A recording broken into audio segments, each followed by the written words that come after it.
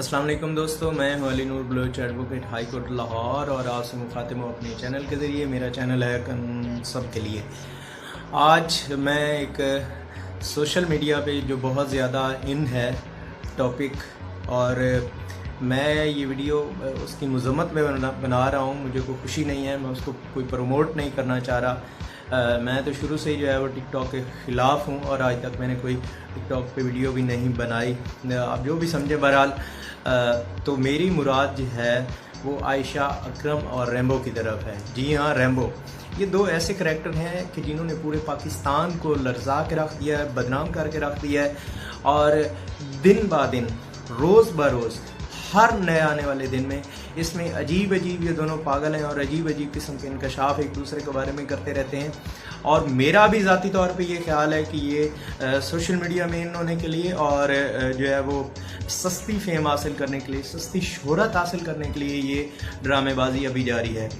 جناب، آپ کو لیے چلتے ہیں مینار پاکستان، اور 14 اگست کا دن تھا، اور محترمہ، سنیں میں ان کو کتنی عقیدت سے اور کتنی عزت سے بلا رہا ہوں، محترمہ عائشہ اکرم صاحبہ جو ہے وہ ایک ویڈیو اپلوڈ کرتی ہیں، اور وہ یہ فرماتی ہیں کہ میں مینار پاکستان کو 14 اگست آ رہی ہوں، جس نے آنا ہو، میری عزت تار کرنی ہو، وہ وہاں پہ تشریف لا سکتا ہے۔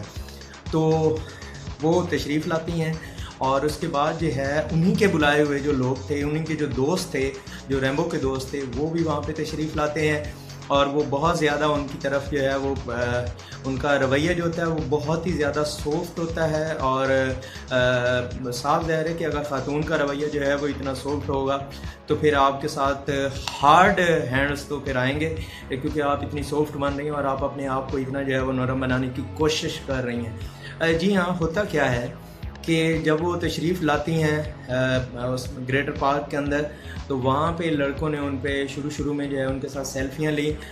محترمہ نے جو ہے وہ بڑی عزت سے اور بڑے پوزز کے ساتھ ان کے ساتھ سیلفیاں لیں، اور بعد میں جو ہے وہی لوگ جب وہاں پہ رش زیادہ ہو جاتا ہے اور بے ہنگم سا وہاں پہ جب ماحول بنتا ہے، تو وہی لوگ جو ہے وہ باری باری اس خاتون کو چھیڑتے ہیں، ایون کہ اس کے جو ہے وہ کپڑے بھی اتار دیتے ہیں، اس کی جو قمیض تھی وہ بھی اتار دیتے ہیں۔ تو مجھے آپ بتائیں، پہلا کویسچن تو یہ ہے کہ محترمہ، آپ ویڈیو اپلوڈ کر کے کیوں بلا رہی ہیں؟ نمبر 2، اگر آپ وہاں پہ آ گئی ہیں تو آپ کا رویہ یہ ہونا چاہیے تھا۔ نمبر 3، جب آپ کو گارڈ وہاں پہ بار بار منع کر رہا ہے تو پھر آپ کا اندر جانے کا کیا تک بنتا تھا، کیا آپ کے پاس کیا جواز بنتا تھا؟ جی ہاں، اس کے بعد جو آپ کے ساتھ ہوا، اور جس طریقے سے آپ نے پاکستان کو بدنام کرایا، وہ سب نے دیکھا، ہم نے دیکھا، پوری دنیا نے دیکھا، اور تماشا اتنا خوب لگا کہ 14 اگست کا جو مقصد تھا وہ فوت ہو گیا۔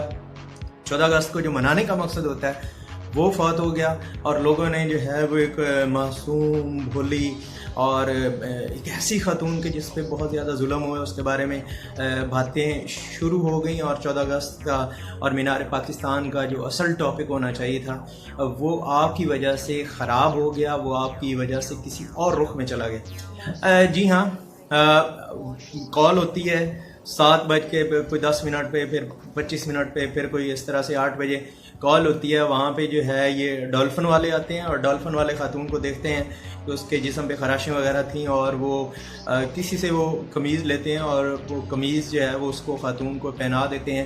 خاتون کو جو ہے وہ لاری اڈا جو پولیس اسٹیشن ہے وہاں پہ لے جایا جاتا ہے، اور خاتون صاحبہ وہاں پہ کہتی ہیں کہ میں نے کسی کے خلاف کوئی کارروائی نہیں کروانی۔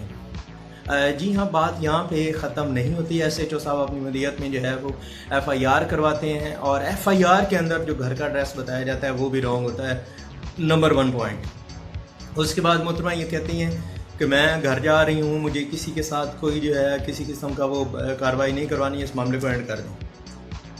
محترمہ اپنے گھر تشریف لے جاتی ہیں، اور اس کے بعد انسٹا پہ ایک خوبصورت سی اپنی تصویر جو ہے دوسرے یا تیسرے دن لگاتے ہیں۔ عوام نے اس کو بڑا دیکھا، اور اس کے بعد چونکہ وہ ان کا جو ہدف تھا وہ پورا ہو چکا تھا، ان کو جو شہرت چاہیے تھی وہ پوری ہو چکی تھی، اس لیے ان کا جو ہے مزاج اور ان کی طبیعت میں اتنا جو ہے وہ خوشی دیکھنے کو ملی۔ بالکل ان کا بنتا بھی تھا، کیونکہ جھوٹی شہرت اور سستی شہرت کے لیے ایسے جو ہے وہ اسٹنٹ کیے جاتے ہیں۔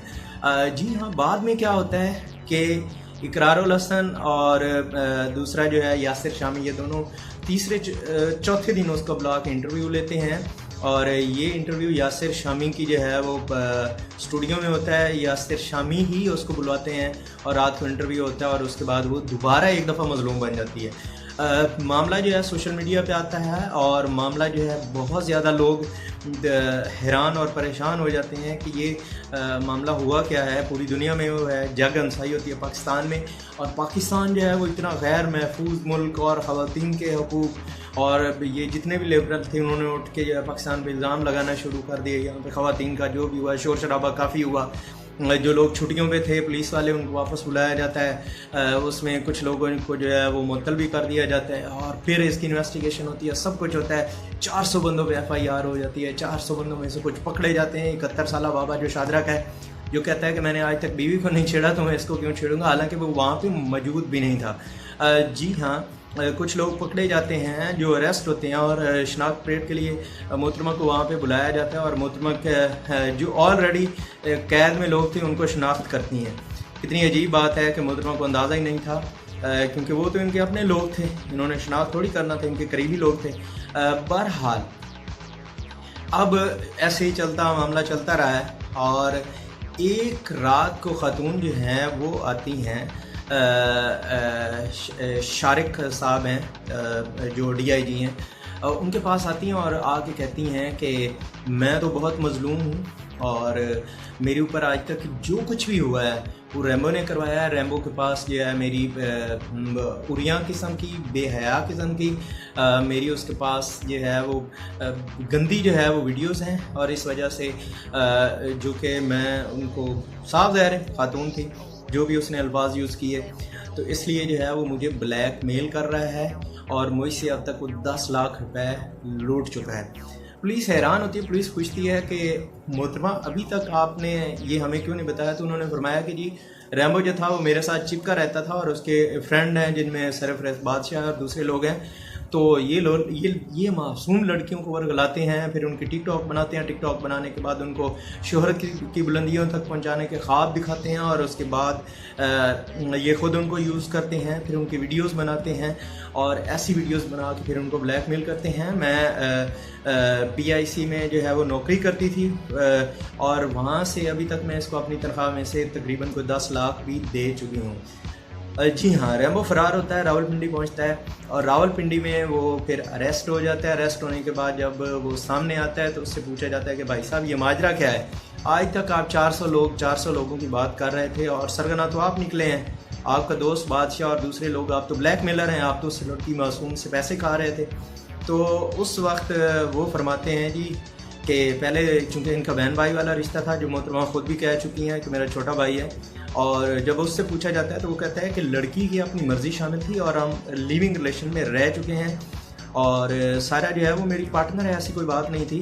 اور وہ یہ کہتا ہے کہ 14 اگست کو اس نے کسی اور کے ساتھ, کسی اور دوست کے ساتھ جانا تھا, اور اس کے بھائی کی ڈیتھ کی وجہ سے یہ نہیں جا سکتا. جی ہاں, الزام تراشیوں کا سلسلہ جو ہے وہ دونوں طرف سے جاری ہے.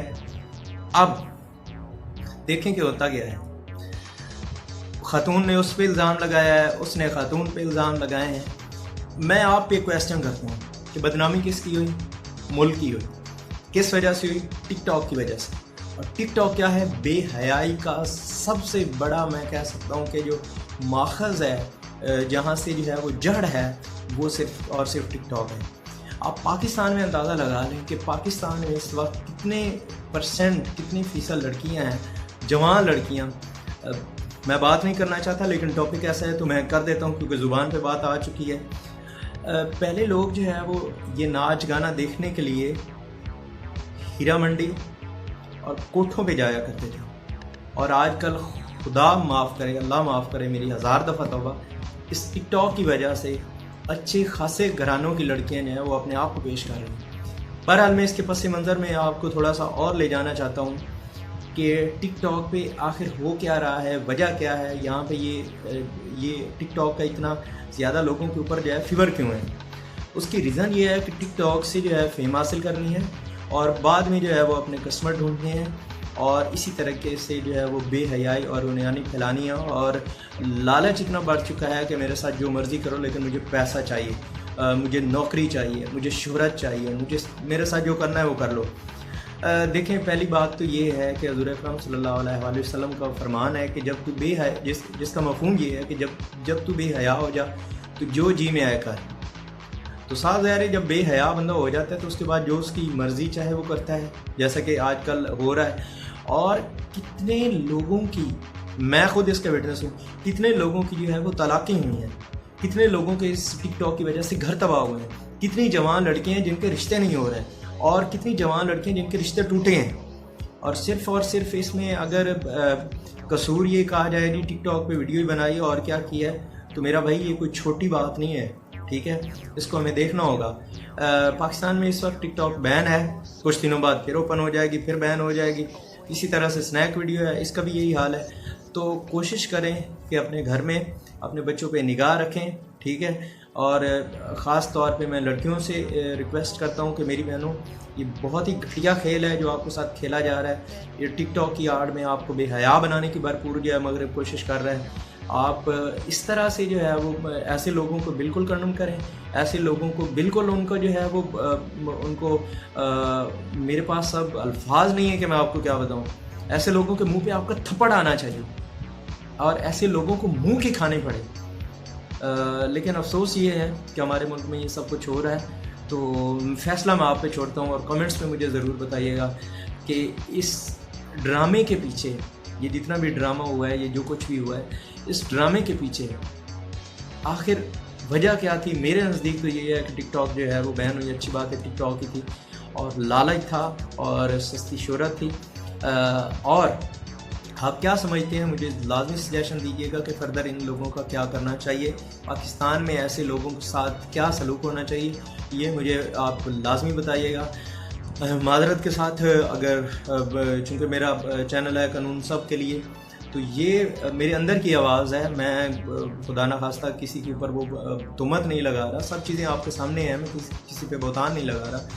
تو اس لیے جو ہے نوجوان نسل جو ہے وہ تباہی کی طرف جا رہی ہے.